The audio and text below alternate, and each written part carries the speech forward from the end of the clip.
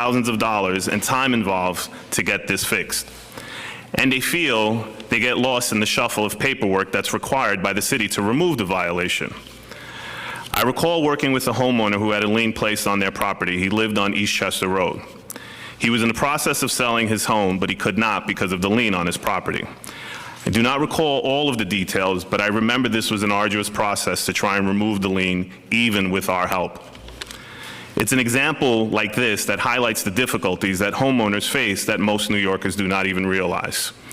I also hear from homeowners like Myrna Smith-Bell, who lives on Edson Avenue.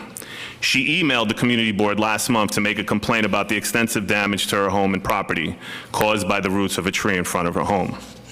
She was frustrated because the roots from the tree becomes a tripping hazard when it snows in the winter, and her neighbors have confronted her repeatedly about it. Homeowners whose sidewalks have been damaged from city property shouldn't be on the hook for the bill to fix it. And today's announcement will be very welcome news for homeowners, not only in this community, but across the city. Believe me, as a district manager, these are the types of complaints we hear all the time about trees. It's about one of the #1 priorities that we have here. There are countless other homeowners like Ms. Smith-Bell in my community alone that have had their sidewalk damaged by city trees and who have been waiting patiently for some answers and action.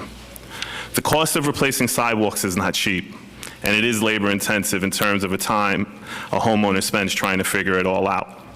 The fact that the city will undertake this burden is something that this community board has long advocated for. Many homeowners did not have a choice in where these trees were planted, but they often suffered the burden of having to care for them. It's a great day to see the city step up and take responsibility. I'd like to thank everyone for coming out today and would like to now introduce Mayor Bill de Blasio. Thank you, sir.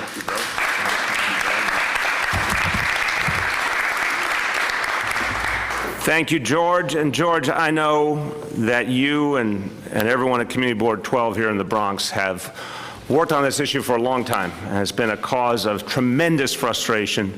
And I've heard this from homeowners all over the city in all 5 boroughs. This is something that just has not made sense, that needed a very, very different kind of approach. And I want to thank you for all the work you put in to address the situation, even with all the challenges.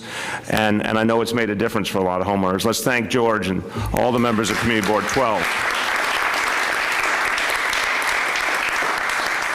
So homeowners have dealt with that confusion, that stress, that anxiety, that sense of not knowing where to turn.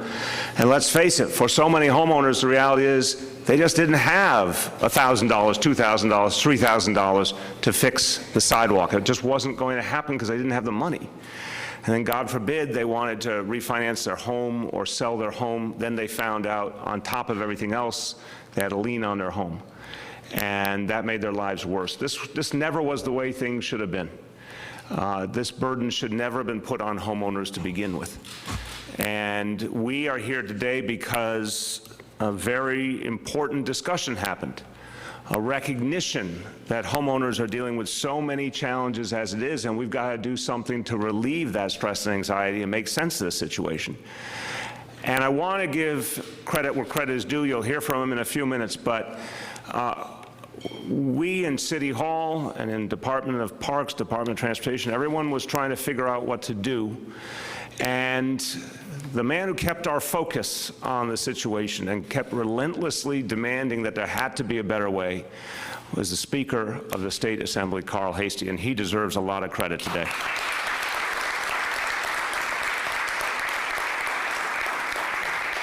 And you know, you might think that someone with so many responsibilities in terms of the whole state of New York wouldn't have the time and energy to focus on the really local issues, but he does, and to his great credit.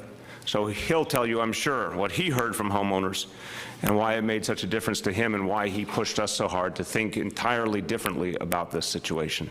And that's why we are here today. I want to thank our Parks Commissioner, Mitch Silver, and everyone at Parks for the good work that they have done on this issue, and the Chief Operating Officer of the Department of Transportation, which has responsibility for sidewalks, Margaret Forgione. Let's thank everyone from Parks and DOT. So I want to just take a moment to put this all into context. And we love our trees in this city. And we have 5.2 million trees, and that's a really good thing. 5.2 million trees and 8.6 million people. And the trees are a blessing in so many ways, but every homeowner will tell you they come with challenges too. And I can tell you that I've seen this, again, all over the city. The roots of the trees, pushing up the sidewalk, and then what happens? It's hard for seniors to get by on the sidewalk, parents with strollers, folks with disabilities. It's not the way it's supposed to be. But the homeowners didn't cause the problem. The tree caused the problem. The tree was put there by the city. Now, the city put the tree there for a good reason, because we all appreciate what trees do to make our lives better, to give us cleaner air, to give us a more beautiful city.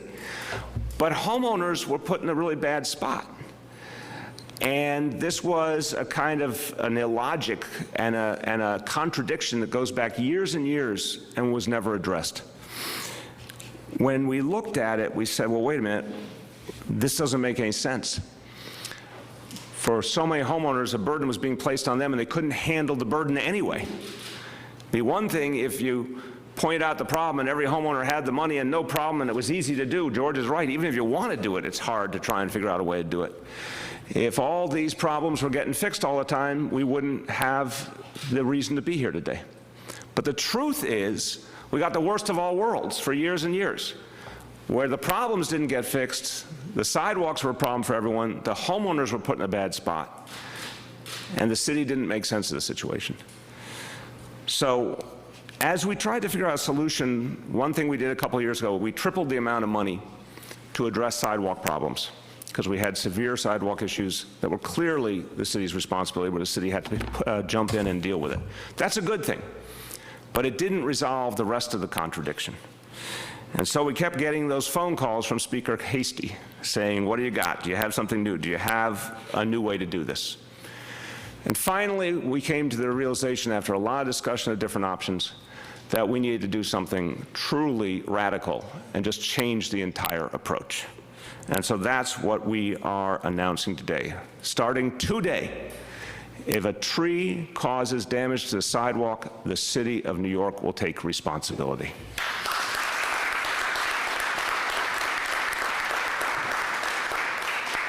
So homeowners, things that are caused by the trees that create real problems, that's not your problem anymore. That's the city's problem.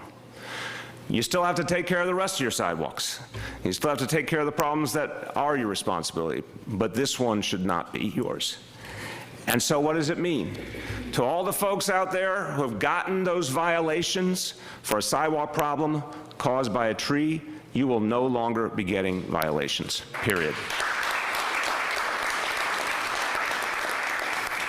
For 50,000 people who already got violations, we're going to go back and review all of them. And if it's proven the problem was caused by a tree, that violation will be canceled.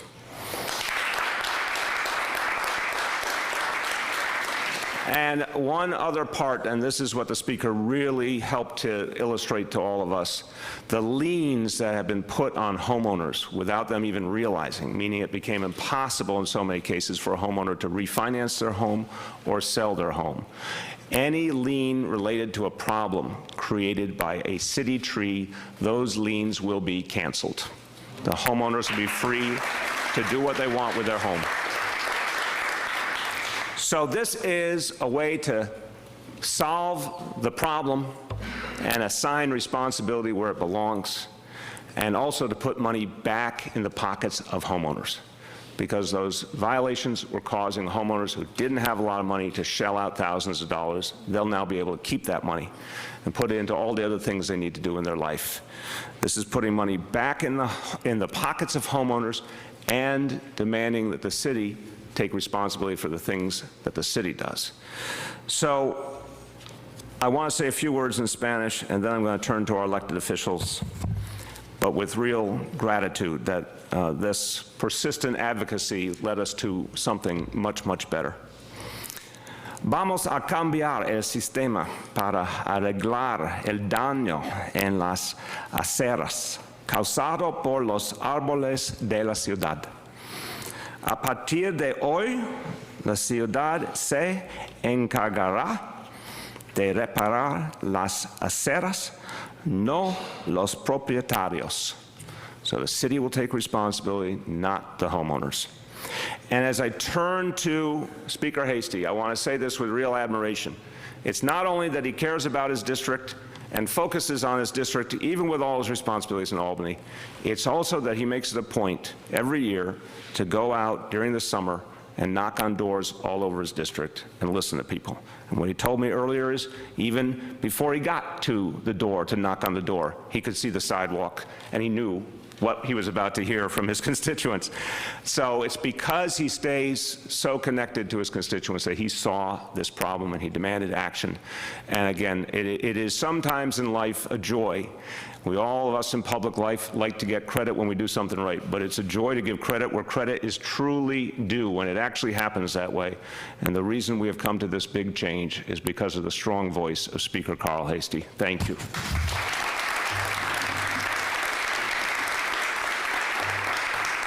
So, as much as I like being with the mayor, one of the challenges is always the difference in the height that we have. And he always has to pull this thing out for me because this is so tall. But I truly want to thank the mayor.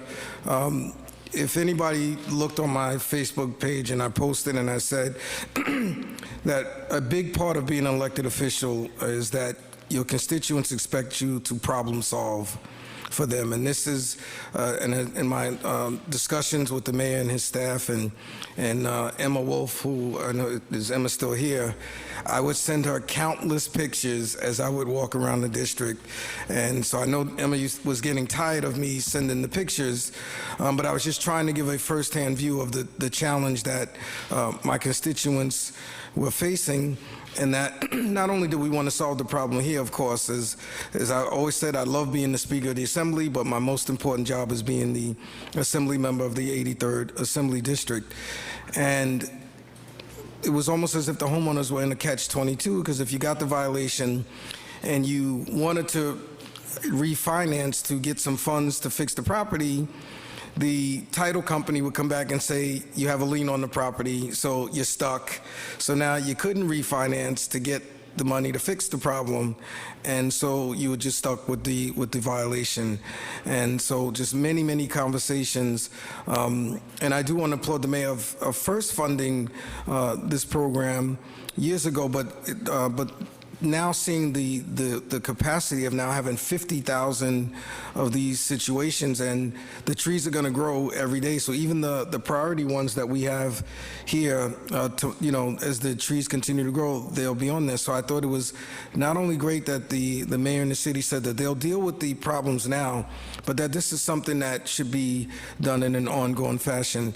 One of the most recent people who actually isn't even on the list yet, I was walking my dog and he was out there, and I saw the damage to his property, and I said to him, I said, have you heard from the city? And he said, no, I just had a contractor come out. I just bought this house 6 years ago. And he said the contractor told me because the tree roots are growing now towards his house that it was going to cost him almost $12,000. And I just think that kind of burden to a homeowner as again, we all love trees, we all love what they do. They help with fresh air, but for the poor homeowner who is dealing with trying to make sure that they can pay their mortgage, pay all of their bills, and to not have this liability put on them. So I think this is an absolutely big day and a big win for not only my constituents who are homeowners, but people all across the city. I've been looking on Twitter and on Facebook, people all around the city. So I want to say to you, Mr. Mayor, you have made people around this city who own homes, who have these trees in front of their houses, you've made them very, very happy today. So I'm very grateful. And I do want to also acknowledge excuse my voice, my staff that's here, that's worked along with me, my chief of staff, Raven Brown, and of course, we have Ariel and Joe Garber was here somewhere, but Kevin Riley, who is my community relations director, who has probably visited more houses with this situation and went and spoke to people. And, you know, when you're faced with giving them the sympathetic ear, but the most difficult problem for an elected official is not being able to provide your constituent with a solution. And that was the most frustrating thing when I would knock on someone's door and I would say, I'm in communication with the city, we're trying to work something out. So to all of those constituents whose doors I knocked on, who've called the office, we've finally worked something out. So Mr. Mayor, and to all of your staff, I thank you so much.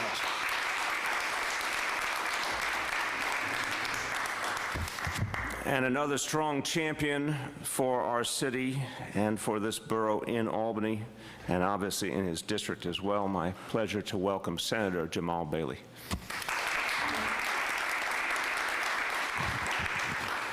Carl, just right in the middle, three little bears.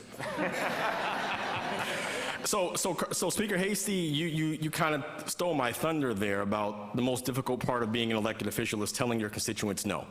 But I can tell you about when I used to work for you, Mr. Speaker, and that was one of the most difficult things as the community relations director before the great Kevin Riley, was when people would come into the office and they say, what can you do? And I shrug my shoulders, I nod my head, I lend a sympathetic ear, but the answer ultimately was nothing. And it didn't make sense to me because I'm an attorney and I know general municipal law. And if the city has prior written notice of a defect, the city is responsible for the defect. So if you trip on a sidewalk that the city knew or should have known was an issue, the city has liability. And as an attorney, understanding the concept of liability is just something that, why isn't the city responsible for trees that they clearly planted?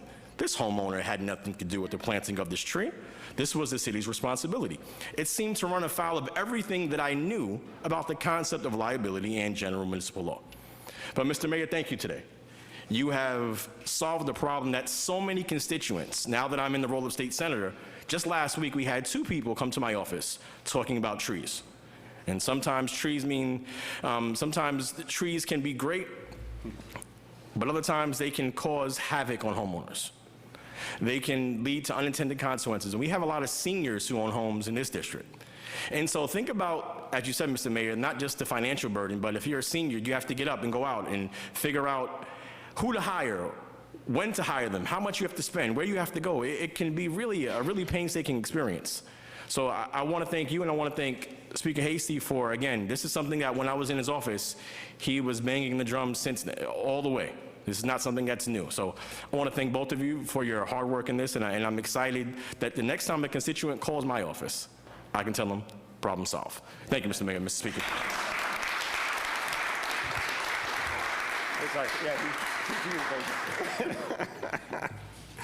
All right, let's take questions from the media on this announcement, and then we'll go to other topics as well. Andrew. Mayor, you talked about reviewing 50,000 past liens. Yes.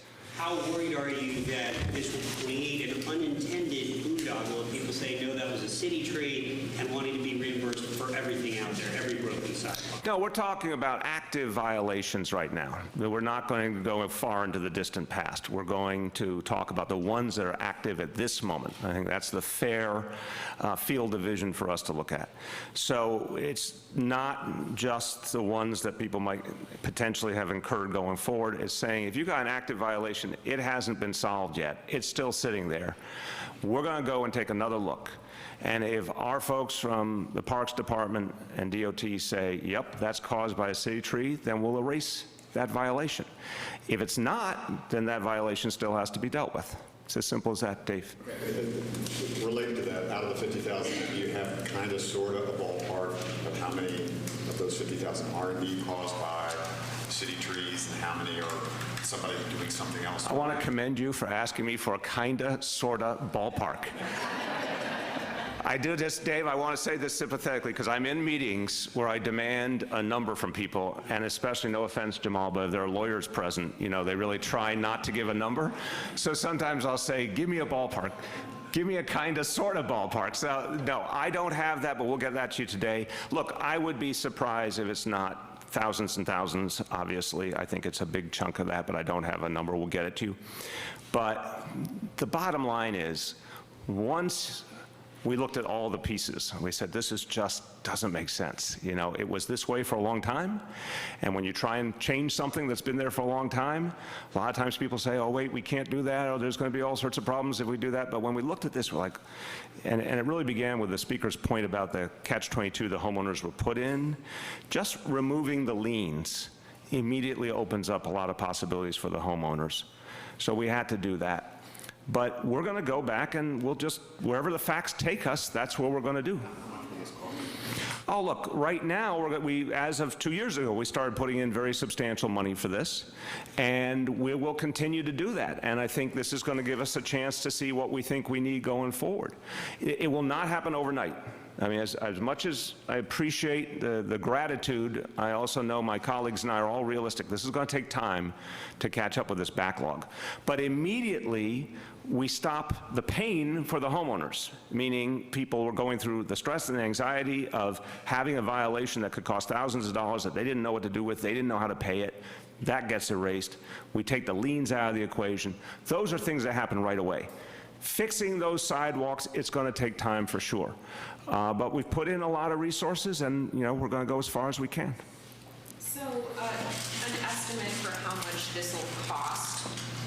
Do you guys have a breakdown of how much this would cost in potential future violations that would result in some sort of monetary penalty, and how much it would cost to actually be responsible for fixing all the sidewalks? So the amount we're putting in now, let's begin with that, is $14 million a year through 2022. On top of the 16? No, I'm saying that's what we already have programmed.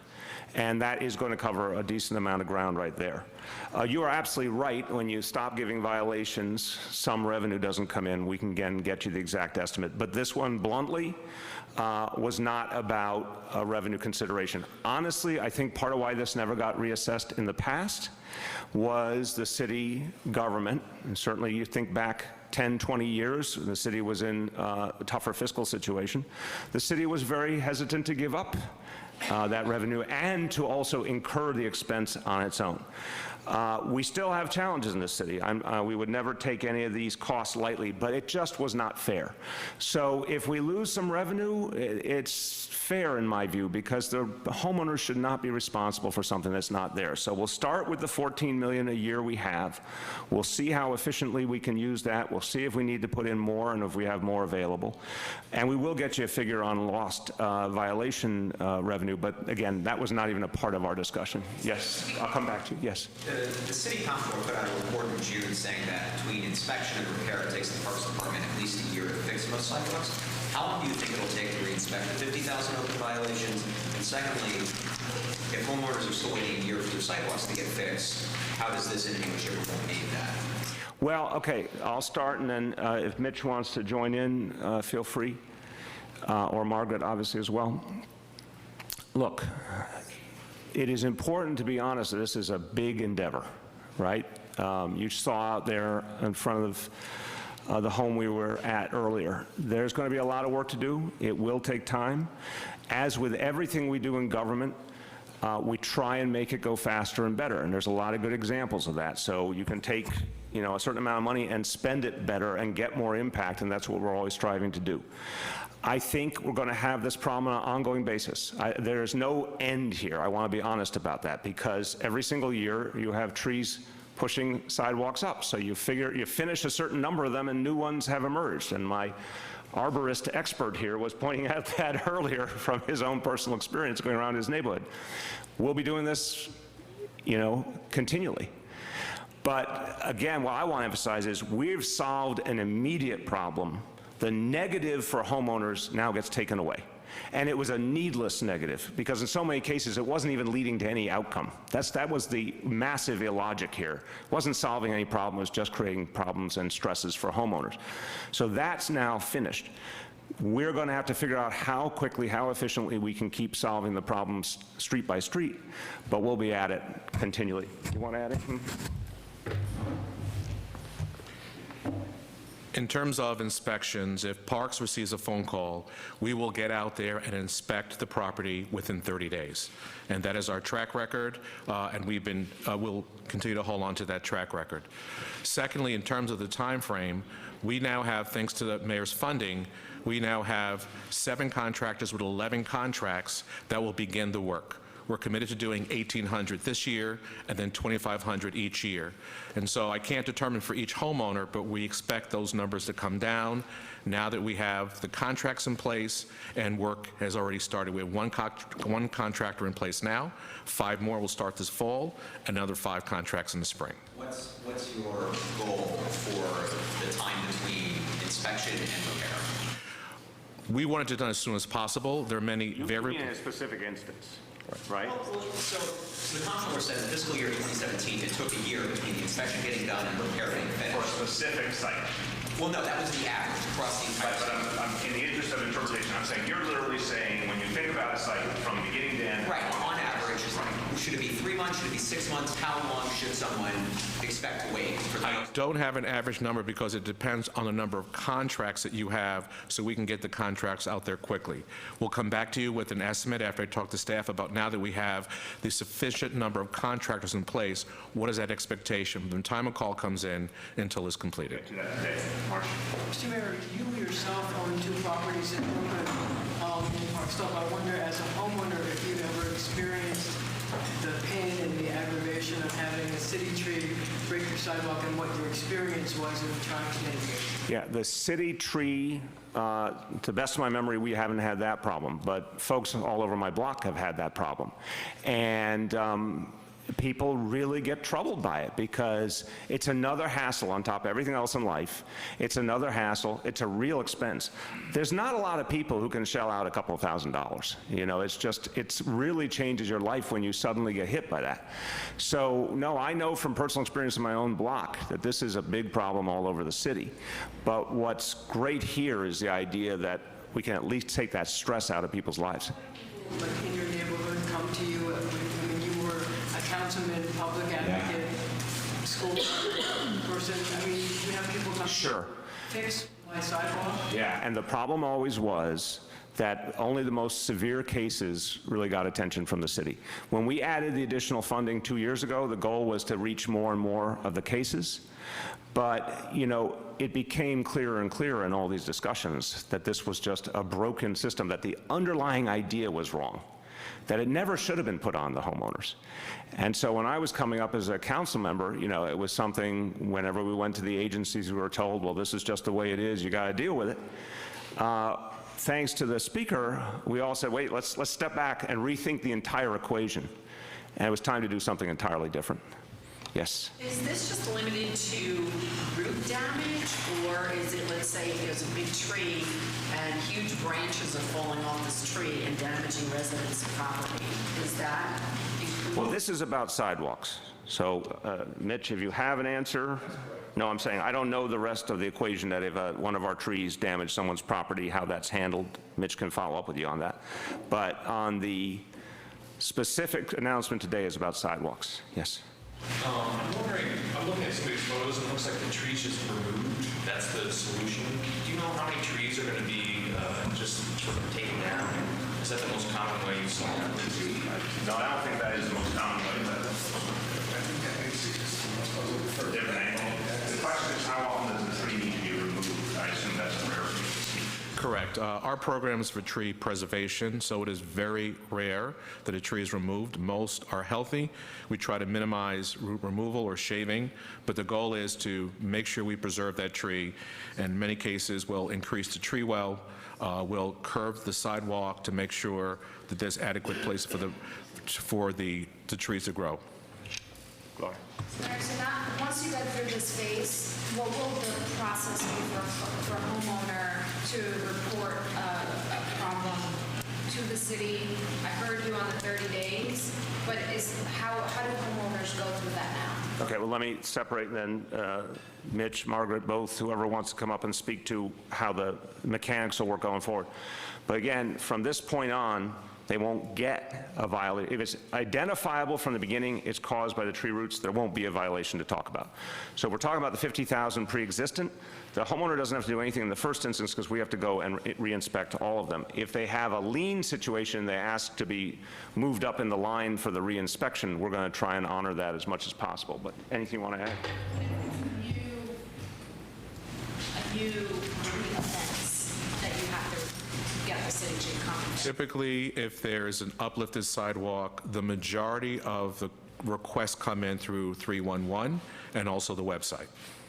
You can add? And us. Yes, and your friends. And elected officials. And community boards. And community boards.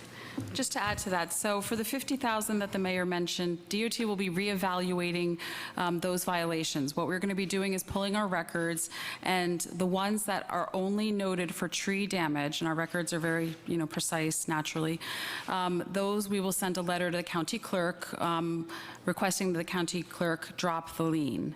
And then, as the mayor said, going forward, we will no longer be issuing any new violations of that type. Way back. So for homeowners that did pay to have the sidewalk fixed, are they going to get reimbursed, or is it? No, this is about only going forward and active cases. So what do you say to those homeowners that did spend? Again, I understand as a homeowner myself that was a real challenge for them, but the bottom line is, like a lot of things that we figure out, and when we figure out a solution, we can go forward and make a change for people's lives. We can really help thousands and thousands of people. It's going to cost us a lot of money. We don't have the ability to go back in time. We couldn't possibly afford that. Go ahead. So, Mr. Mayor, are there particular types of trees that have more troublesome roots than others? Well, I'm an expert on that, Rich. I really appreciate you asking me, but having that faith that I had that kind of knowledge. Mitch? Wait a minute, there's risk room going on. Or Mitch, you can bring up whoever's got it. If you want to bring in a Large maples, and we don't plant them anymore. Rich, that would be large maples. Yes. Is there a limit to how many homes a person can own? Say, is this for... No, it's America. There is no limit to how many homes you can own. What's that? Buildings also that have like 50 or 60 residents? Or Margaret, again. Any technical questions, you guys just jump in. It's for 1, 2, and 3 family only. That's it. Okay. Let me follow up. How do you know if it wasn't converted to 4 or 5 families in those homes? I'll have to refer to staff, but typically there's a classification, and we go by the classification of the records, and it's 1, 2, and 3 family. So just to follow up, you guys aren't adding any new funding as of now for this? No, we are going to try and, now that we have this plan, take the substantial amount of money that's already committed, use it effectively, because in a sense, this clarifies the whole strategy. It's not now case by case in the same way as it was. Now, the city's just plain responsible. Let's work out our priorities. Let's use our money. Let's do it as efficiently as possible. And as we do that, it's going to tell us if we need to do more and when and how. And do you guys know if this is going to change any civil liability? Like, whose fault is it? Let's say I trip on a busted sidewalk with a bunch of roots coming up. Is it the cities that I would sue, or is it the I homeowner? don't think it changes liability dynamics, right? No, it would not change liability. The city was always responsible for the tree. And if the city, either Parks or DOT, did the sidewalk repair, we would never actually charge the homeowner for the portion of the work that was related to a tree. So currently, right, yeah, currently the property owner is responsible for the non-tree related parts of the sidewalk. So if I trip on a sidewalk that has a big bump in it because of a root, am I suing the homeowner or the city? You would probably sue the city. That's news you can use. Okay. Marcia. This morning I spoke to a homeowner a few blocks here on Barnes Avenue, 227th Street, named Joe Paul, who has been calling the city for 3 years to try to get the sidewalk in front of his home fixed, and I can tell you it's huge. It's a huge market. People walk by. And True Bonnet, what would you like to say to him, and how much time will it take for him to get relief? Yeah, we want to fix his problem. That's what I want to say. We want to make sure that his block is on the list to be fixed. And I will tell people, it will take time. We have a whole city to cover, but we're committed to getting it done. And let's make sure that we get that information from you so that it is on the list where it belongs. And I can also say that the more severe the problem, the faster the solution. And I wish we didn't have severe problems, but there are some, there are some blocks where there's a house where there's a little bit of elevation on the sidewalk. That's not where we're going to go first. We're going to go to the most severe problems first. Okay, anything else on this announcement? Media questions on this announcement? Going once, please. If you have a tree, and before you are giving forgiveness, what was the fine? What was the lien? Before today, if you got a violation as a homeowner. Right, so it's actually very confusing to people. So when we see it, up until now, when we see a sidewalk problem, whether tree or non-tree, the homeowner gets a notice of violation. The interesting thing is that there's no monetary penalty with that notice of violation. There's only the lien on the property. So there has been a lot of confusion around this, but there actually is not a monetary violation. Before today, how would they get the lien removed? Did they have to pay themselves to have the sidewalk fixed? Either they would wait for Parks or DOT to fix it, or they would fix it themselves, usually in the case of selling the home at their own cost. So there were several ways. Whatever was out-of-pocket expenses, were they out-of-pocket expenses to fix the sidewalk? If the homeowner fixed it themselves, yes. Other homeowners who aren't selling often don't fix the tree-related problem, and at some point, DOT will have a contract that comes through, or Parks will come through. Just to clear something up, so if you have a sidewalk that has a crack that's not caused by a tree, you're responsible for having that crack fixed if it's some kind of a... It constitutes a violation, not every crack what constitutes a violation? Like, what if I own a home that had a cracked sidewalk? Yes. So say I have this friend. What is it, just a crack? What is a crack that has to be fixed? Okay, so if you have a non-tree related problem, we come through, we do an inspection, we will send you a notice of violation informing you of the problems on your sidewalk and your responsibility to repair them. Okay? If we haven't come through, you won't have that violation. Can you have a cracked sidewalk and not have to fix it? Well, if it's a trip hazard, yes, you're going to need to fix it. But not every single... It has to be a trip hazard. We'd have to see the location. This is just theoretical, but yeah. It has to be something that comes to the attention of DOT and they assess that as a violation. That's the bottom line. Okay, last call on this. Okay, let us go to other topics. Yes.